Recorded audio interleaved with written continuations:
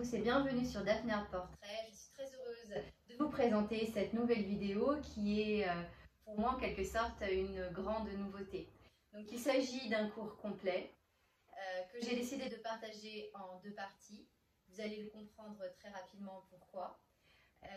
Il s'agit aussi de réaliser un tableau qui ne fait absolument pas partie de mon univers artistique.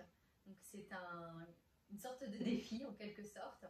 Alors la petite histoire, c'est que je donne en fait des cours de peinture qui ont été interrompus pendant la période du confinement, comme beaucoup d'ailleurs. Et une de mes élèves du groupe m'a envoyé une photo d'une peinture qu'elle aurait bien voulu refaire en quelque sorte. Et il s'agissait donc d'une peinture avec des couleurs très vives, plutôt dans l'abstrait, on va dire. On va dire qu'il y avait du figuratif, mais c'était du figuratif très suggéré, quoi. Comment fait-on ce genre de choses? Comment fait-on le croquis? Plein de questions qui en découlent. Et j'ai eu l'idée, puisque ce tableau m'a plu aussi, de lui proposer de faire une vidéo là-dessus, en même temps faire profiter d'autres personnes. Donc mon groupe a trouvé ça l'idée sympa. Eux aussi ont aimé la peinture modèle. Et donc voilà, alors le sujet est le suivant, je ne vais absolument pas reprendre la peinture qu'elle m'a envoyée, puisque c'est son œuvre à elle. Il est tout à fait possible de refaire une copie, mais disons que je ne vois pas vraiment l'intérêt, je préfère créer dans ce cas-là, dans ce style, dans cet esprit, dans cette technique, quelque chose de nouveau et d'original. Et donc je vous propose ce cours. Alors, plusieurs choses à noter. Tout d'abord, il s'agit donc d'une peinture abstraite, il s'agit d'une peinture avec des couleurs très vives, et il s'agit d'une peinture avec un figuratif qui est suggéré. C'est-à-dire qu'on voit que ça représente quelque chose, mais les détails ne sont pas présents. Il y a des jeux dans la lumière, des jeux dans les contrastes, il y a une harmonisation des couleurs, une réflexion là-dessus. Donc, il y a aussi des techniques au niveau de comment on a déposé la peinture, comment on a obtenu certains effets. Donc il y a plein de choses à explorer dans ce genre d'études. Alors j'ai décidé de le faire en deux fois. Pourquoi?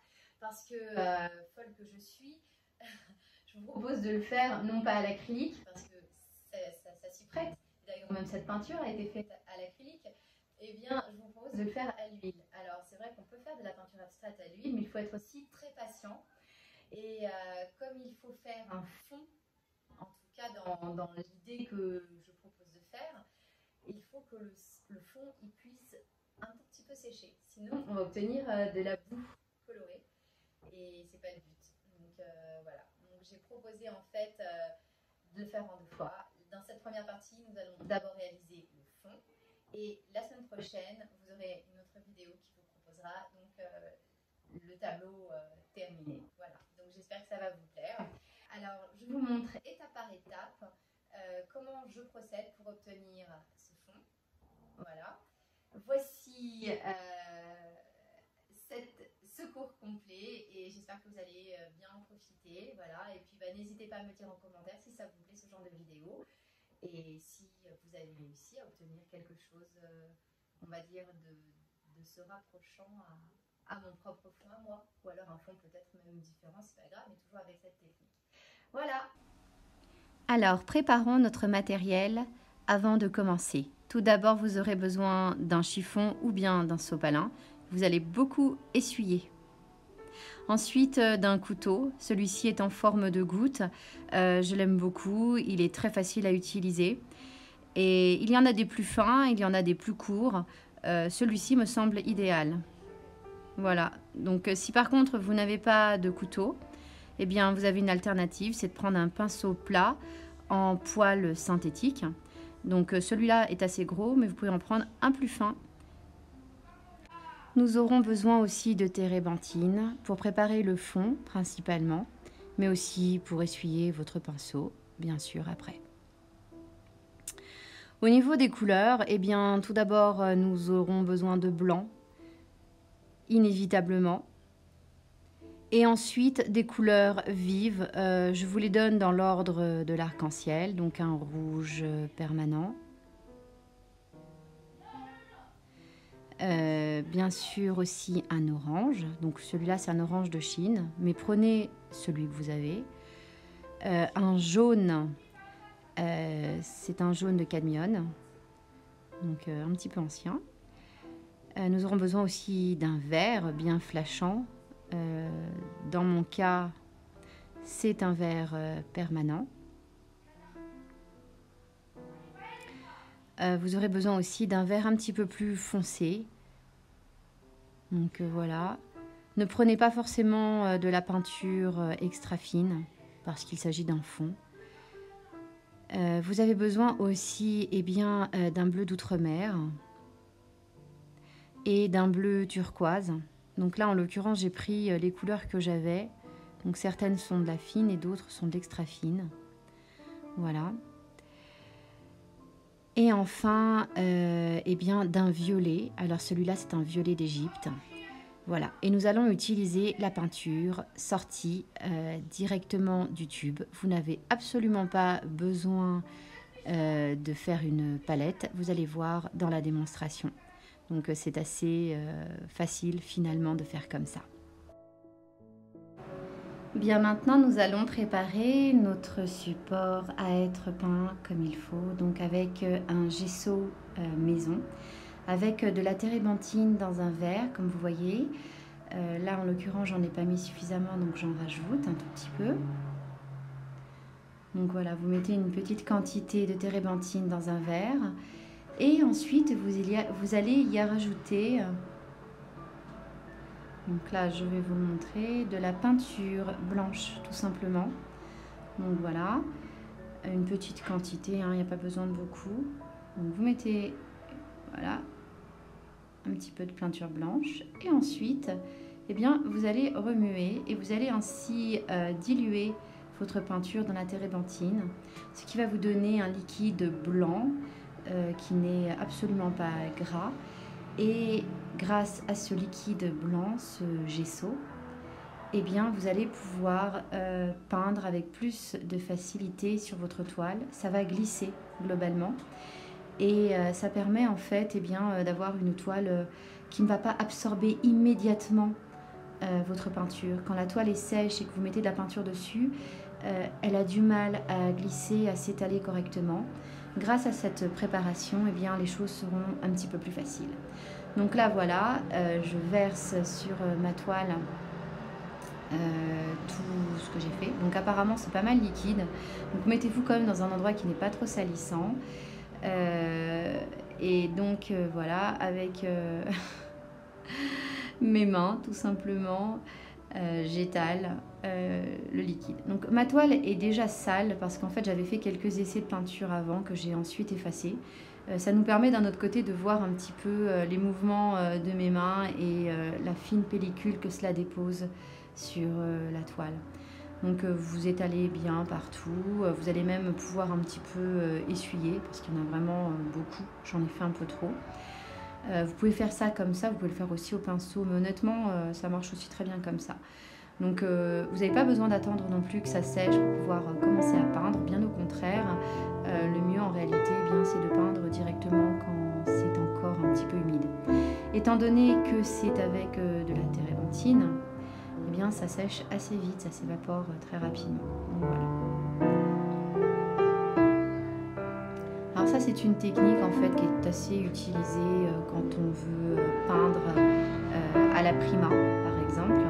Donc là notre fond on va le faire en une seule fois, donc c'est à la prima. Bien sûr on va le faire sécher pour pouvoir faire la suite, mais au moins nous avons une toile qui est prête à l'emploi.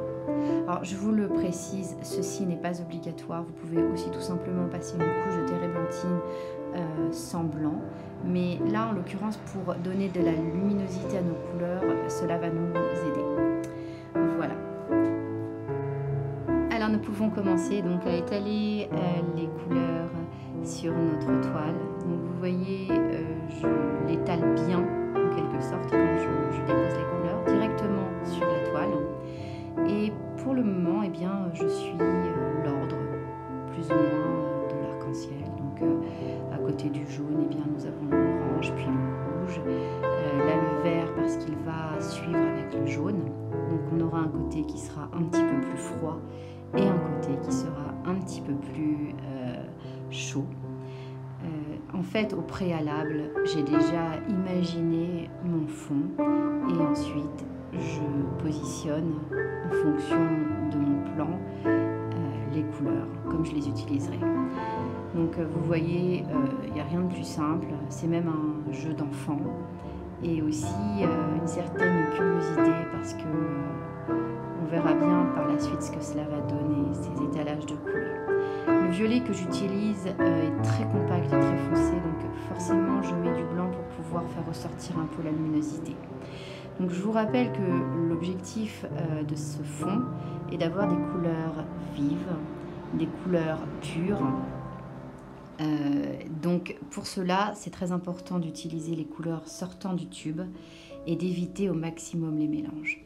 Donc avec mon couteau, donc voilà, je vais essayer d'étaler ma peinture. Donc ça s'étale plutôt bien puisqu'il y a une couche de gesso maigre en dessous.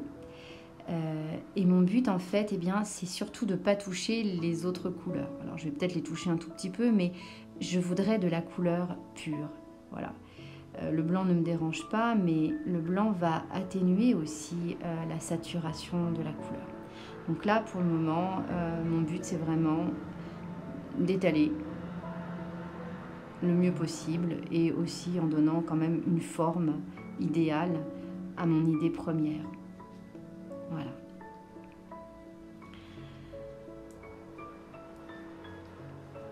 Alors sur le côté droit, j'y ai mis un peu de modeling paste pour simuler plus tard les maisons. Donc ça c'est une étape qui n'est pas obligatoire.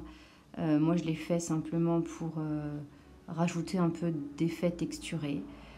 C'est simplement un plus. Voilà. Donc j'essuie absolument mon pinceau avant de passer à la couleur suivante. Alors je sais, ça fait beaucoup de gaspillage de peinture. Le mieux c'est d'étaler au maximum, mais bon, inévitablement on est obligé de faire ça. Sinon la couleur ne sera pas orange telle qu'elle est sortie du tube. Voilà. Donc là pareil, hein, j'étale. Donc vous voyez, je dépasse un petit peu les frontières, mais c'est pas trop grave. Le jaune et le orange sont vraiment très proches. Mais ça se voit, vous voyez, on voit quand même qu'il y a du jaune mélangé à mon orange. Donc pour le moment, c'est pas trop ce que je souhaite. Je veux vraiment avoir des couleurs quand même assez pures.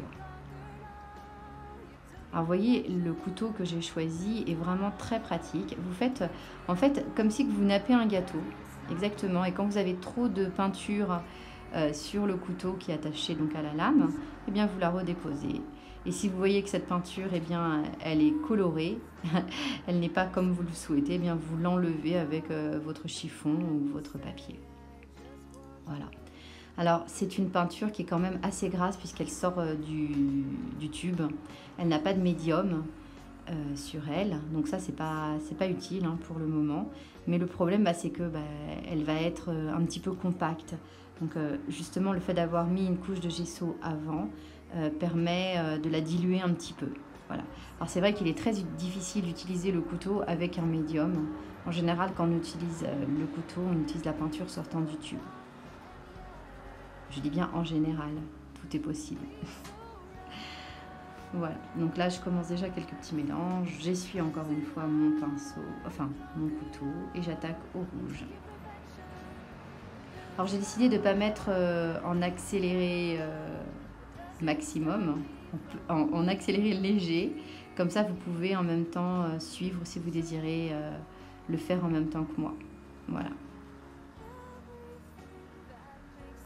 Bon, honnêtement, c'est un petit peu ennuyeux à regarder en temps réel, donc on est quand même obligé un petit peu d'accélérer. Voilà. Mais bon, d'un autre côté, vous verrez que c'est vraiment pas compliqué. Je pense que même vos enfants pourraient apprécier ce genre de jeu de distraction. Et ce qui est amusant en fait avec la peinture à l'huile qui est vraiment très compacte, c'est de la matière, hein, c'est vraiment pas liquide, et bien c'est qu'on a l'impression en fait presque de jouer à la pâte à modeler. Donc c'est très ludique aussi. Ça sent aussi très fort la peinture à l'huile. J'ai jamais eu mon atelier qui sentait aussi fort avec l'huile. Voilà. Donc là, je prends un peu de blanc pour l'étaler avec mon violet parce que sinon, ça sera trop foncé. Voilà, comme vous pouvez le voir. Alors bien sûr, ça tient pas toujours très bien. Ce violet est vraiment magnifique. C'est le violet d'Égypte, je crois, le franc-bourgeois. Ou Louvre, je sais plus. Ça se ressemble au niveau des packaging.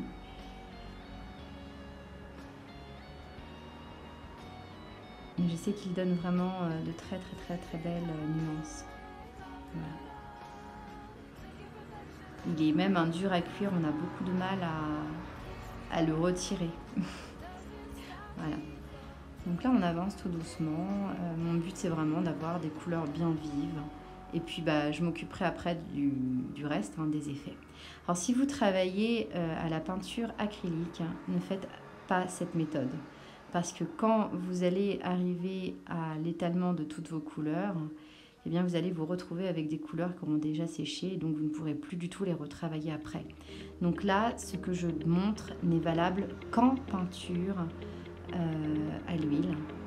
Ou alors vous rajoutez un fluide qui permet de retarder le séchage, ce qui est aussi possible. En peinture à l'acrylique, on procède plutôt par couches successives et par glacis en fait. Bon, c'est une autre technique, là c'est une présentation à l'huile.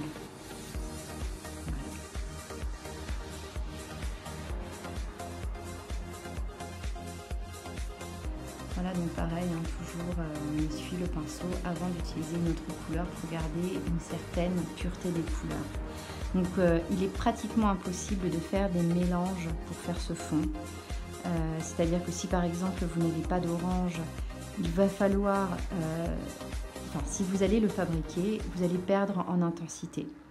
Alors c'est vrai que vous pouvez faire un orange bien pur, juste les bonnes doses de jaune et de rouge et vous en préparez la quantité nécessaire pour le faire.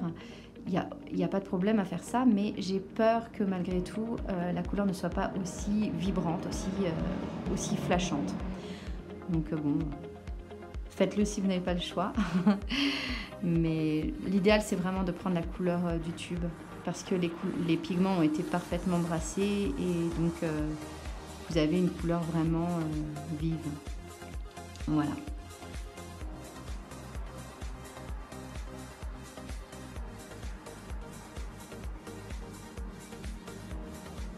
Voilà. Donc vous voyez, grâce au modeling paste que j'ai mis sur le côté droit, eh bien, il y a déjà des reliefs qui se forment. Alors vraiment avec le couteau qui se cogne contre le modeling paste, c'est pas toujours facile d'étaler, mais d'un autre côté, ça va nous donner des effets qui vont beaucoup nous aider dans la partie 2, quand on commencera à faire les motifs. À cet endroit-là se trouveront différentes maisons vues au lointain. Donc vous voyez que la partie texturée va vraiment nous aider à resuggérer en fait cette partie-là. Voilà, donc j'ai choisi aussi de mettre un petit peu du violet, du bleu à cet endroit-là parce que justement c'est l'horizon. Donc ça sera le fond. Donc bon, la suite au prochain numéro. Voilà. Alors j'ai un surplus de peinture. J'essaye de l'étaler, mais d'un autre côté, je ne veux pas gâcher les autres couleurs que j'ai choisies. Donc bien sûr, je nettoie. Et là, j'attaque avec le turquoise. C'est un très beau turquoise qui est aussi très intense et qui tient très bien. Donc sans vraiment vouloir faire de dégradé, le dégradé est quand même assez présent puisque les couleurs sont proches. Nous sommes dans des tonalités très proches. Le blanc me permet d'obtenir justement le turquoise un petit peu plus fort, un peu plus intense. Donc c'est la seule chose en fait que j'ai rajouté, c'est ce blanc. Alors là je vois que j'ai encore sali avec mon verre, sans trop le vouloir. Bon, ce n'est pas trop grave, mais l'idéal c'est de pas salir.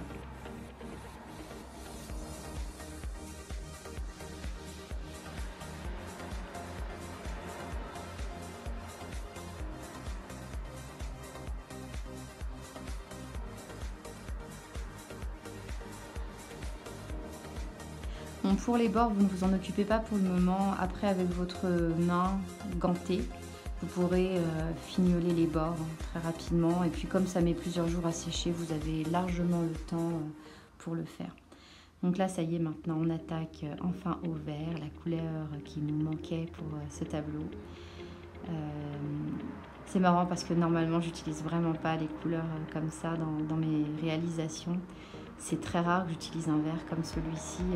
Je l'utilise mélangé à d'autres couleurs. Et là, donc, c'est aussi une expérience nouvelle d'utiliser la peinture aussi vive. Voilà. Donc, on dirait une petite éclaboussure. Et c'est vrai que vraiment, la texture nous aide beaucoup à préparer cela. Alors, si vous n'avez pas préparé la texture, parce que vous ne pouvez pas ou parce que vous n'avez pas de modeling paste, ce n'est absolument pas grave. De toute manière, il s'agit d'un fond, donc nous allons retravailler dessus après. Voilà. Donc, vous pouvez aussi obtenir ces petits effets blancs qui sont là, en l'occurrence liés au canevas. Et bien, tout simplement en rajoutant de la peinture blanche, et avec votre couteau, vous pouvez faire ce genre de petits mouvements qui vous permettront d'obtenir la même chose. En fait, un cours en temps normal sert à vous faire des démonstrations, mais il est très intéressant de suivre le plus proche possible de ce que je vous présente, de ce qu'on vous présente en cours. Mais par contre, c'est bon aussi de vous approprier les choses. C'est-à-dire que si par exemple quelque chose ne vous plaît pas ou ne vous correspond pas, ne vous forcez pas à le faire obligatoirement dans cette toile. Peut-être faites-le lors d'une toile prochaine. Mais le but, c'est de prendre ce qui vous intéresse, de faire aussi des découvertes. Donc c'est à vous de voir. Soit vous prenez la totalité, soit vous prenez ce qui vous correspond. Le but en fait, c'est que ça vous serve. Donc là, je nettoie bien mon couteau parce qu'on va enfin étaler le blanc qui est resté comme ça. Donc là, on va forcément faire des mélanges. Voilà. Donc je reprends du papier. J'aime pas beaucoup utiliser du papier pour être honnête parce que c'est pas très écologique. J'utilise en général des chiffons. Mais là, comme je savais qu'il m'en fallait beaucoup du papier, enfin plutôt du chiffon, j'en avais pas sous la main. Mais si vous avez un chiffon, c'est pareil. Voilà. En général, j'ai toujours mon chiffon à côté, c'est quand même un petit peu mieux.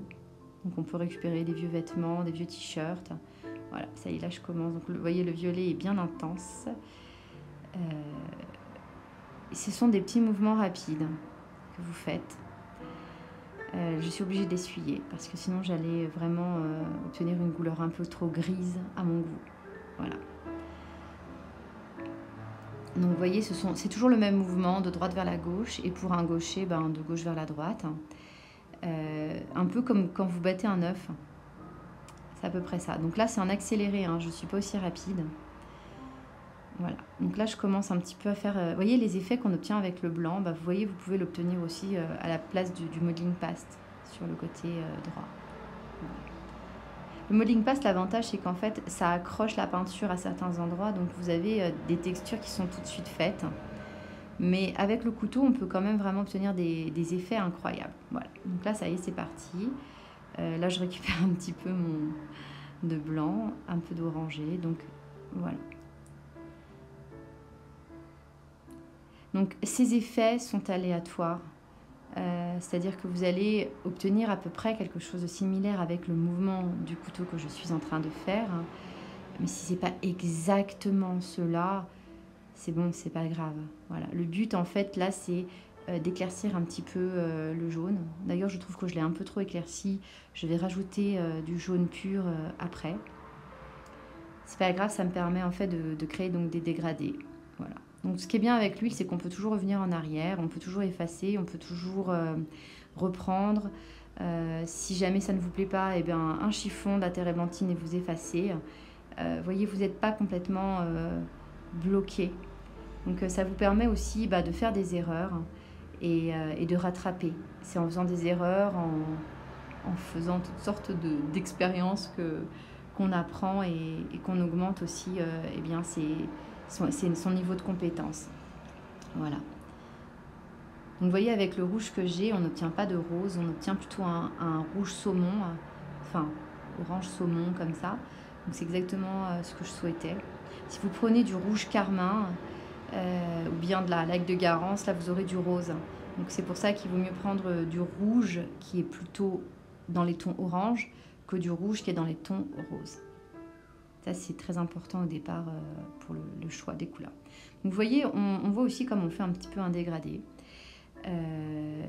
On voit aussi eh bien, que la peinture à l'huile, en fait, quand on en a trop, ça sature énormément la toile. Donc n'hésitez pas soit à l'essuyer, soit à commencer à l'étaler un petit peu ailleurs. Voilà. Vous avez vraiment une sorte de pâte que vous allez étaler, voilà. Comme une pâte à gâteau. C'est vrai que ça ressemble un petit peu à ça, à part que je ne vous conseille pas trop d'en manger. Alors moi j'adore ce violet quand il est très clair, hein. Il est très lumineux. Et le violet et le rouge vont très bien ensemble. Ce sont des couleurs qui sont très proches dans la roue chromatique. Donc ça fait des tonalités vraiment qui sont assez bonnes. Mon rouge est en train de salir mon violet. Mais d'un autre côté, c'est pas trop grave qu'ici, car il s'agit d'un fond. Donc on ne va pas vraiment voir tout cela. Mon idéal, c'est d'avoir quand même un maximum de couleurs vives, mais il va y avoir quelque chose par-dessus cela. On va juste laisser transparaître une partie du fond. Donc après, ça sera à moi de choisir les parties que je souhaite transparaître.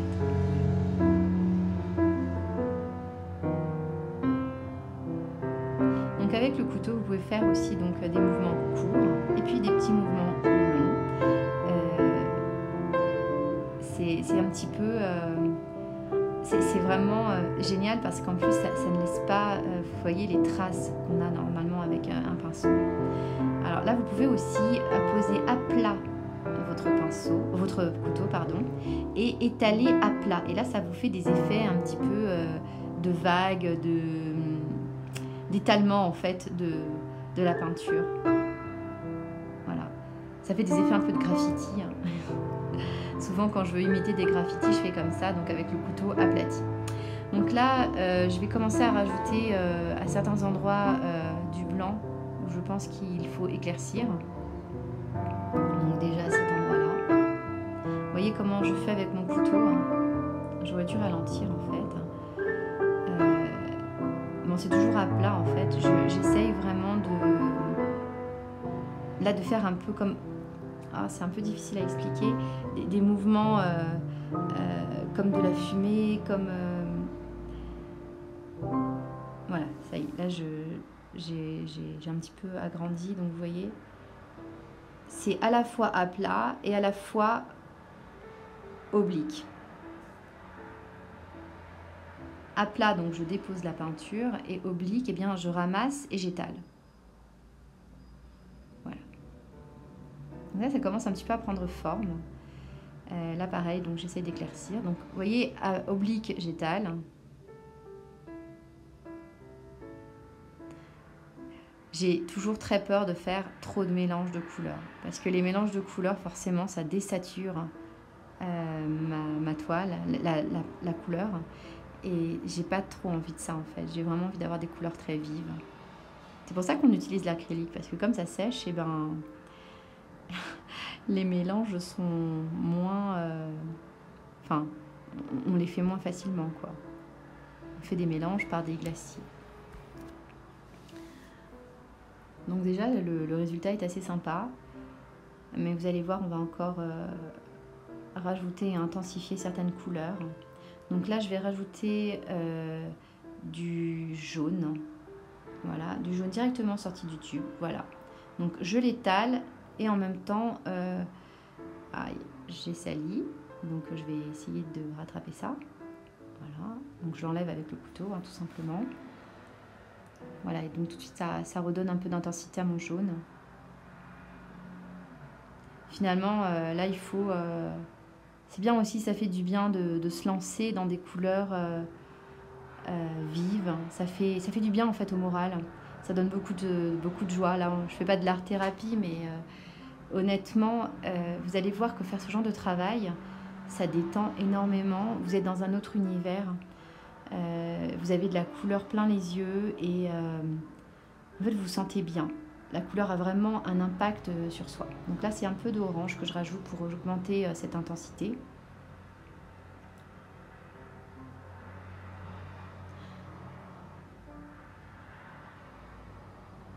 Donc j'ai pas beaucoup l'habitude, hein, moi, de peindre avec mon couteau, sauf pour mes fonds. Voilà. Alors maintenant, avec un sopalin que j'ai plié en 1000 morceaux. Donc là, je vous montre, hein, comment je le replie. Donc voilà, j'ai une petite partie. Là maintenant, on va créer des effets visuels vers le haut. Donc cette impression en fait qu'il y a comme une lumière qui se diffuse, qui remonte vers le haut. Donc à chaque fois, vous repliez, vous redépliez pour avoir une partie nette. Parce que si jamais vous rappliquez une partie sale, comme c'est de l'huile, bah, ça va vous ressalir votre peinture. Voilà, donc vous voyez les effets que ça fait, ça étale la peinture et ça laisse les traces de la montée. Donc c'est exactement ce qu'on souhaite. Alors ça, vous pouvez vraiment pas le faire autrement qu'avec du sopalin ou un tissu. Voilà. Vous voyez, les effets sont plutôt sympas. Donc à chaque fois, vous prenez une partie qui est propre. Et je ne le fais que pour le haut parce que je voudrais que mon ciel donc, soit un petit peu comme ça. En référence en fait à la peinture qui avait inspiré cette démonstration. Voilà. Alors le but c'est pas de copier, hein, le but c'est d'exploiter des techniques. Et en même temps, vous-même, vous pourrez l'exploiter pour d'autres choses. Vous pouvez bien sûr faire la même chose, mais à la verticale ou vers le bas, il n'y a pas de souci. Là, en l'occurrence, j'en ai besoin vers le haut. Voilà. Donc maintenant, je reprends du sopalin et là, je vais rajouter du blanc dessus. Voilà, directement. Et vous voyez, hop, ça va faire des traces blanches, des tracés, des halos de lumière qui montent vers le ciel. Voilà, donc là, vous en mettez comme vous voulez. Je crois que j'ai un peu exagéré, j'aurais pas dû en mettre autant, mais... Là, je suis en train de salir ma couleur. Là, je vais réparer tout ça. Et voilà, hop. Ah, c'est un travail très fastidieux, hein.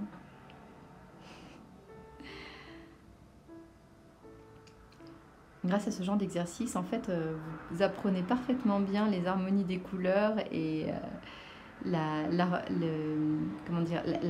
roue chromatique, quelle couleur va avec une autre, les complémentaires, enfin, bref, vous devenez un champion des couleurs. Voilà, nous avons pratiquement terminé, hein, la toile, le fond, pardon. Je vous préviens, c'est extrêmement salissant.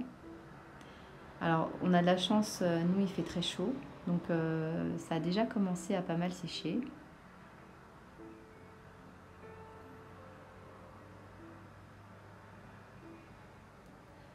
Voilà. Écoutez, à très bientôt et j'espère que cette vidéo vous a plu.